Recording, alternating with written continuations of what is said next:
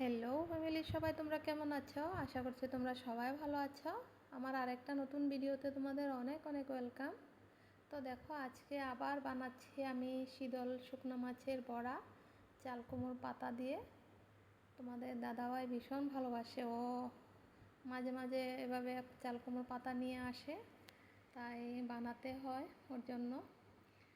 আর একা তো খেতে হয় না, সবাইকে দিয়ে খেতে হয়, তাই বানিয়েছি। এখানটায় পেঁয়াজ কুচি নিয়েছি, তারপর রসুন মিক্সিতে পেস্ট করে রেখেছিলাম সেটা দিয়ে দিয়েছি।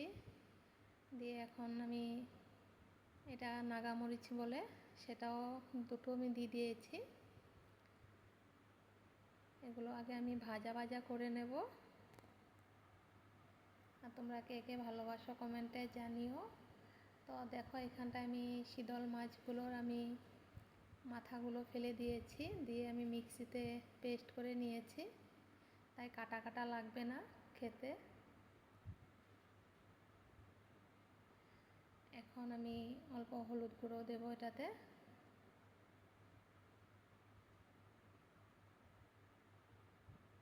তোমরা কে কোথায় থেকে আমার ভিডিওগুলো দেখছো কমেন্টে জানিও।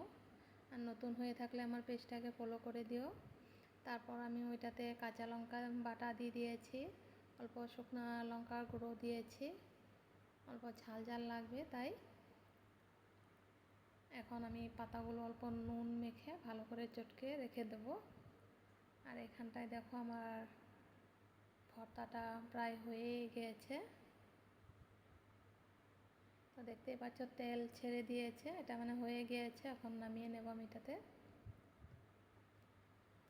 আর ওইদিকে পাতাগুলো আমি বাছ করে নেব, যাতে বড়াগুলো বানাতে পারি আমি।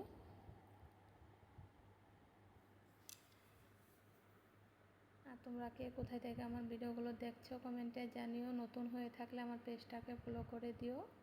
আর ভিডিওগুলো যদি ভালো লাগে তাহলে সবাই একটু শেয়ার করে দিও।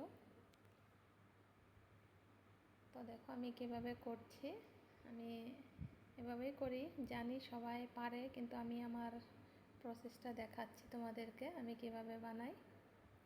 তো দেখো, আমার সবগুলো বানানো হয়ে গিয়েছে। এখন আমি এগুলো ভেজে নেব।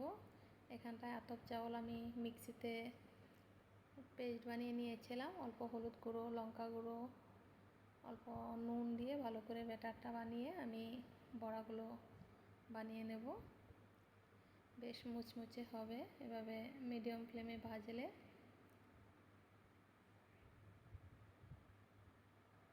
তো দেখো, আমার হয়ে গিয়েছে। এটা গরম গরম ভাতের সাথে ভীষণ ভালো লাগে খেতে। আর ভিডিওটা কেমন হয়েছে তোমরা অবশ্যই কমেন্টে জানিও। তাহলে এখনকার মতন আসি, সবাই ভালো থেকো, সুস্থ থেকো, দেখা হবে আবার নতুন একটা ভিডিও।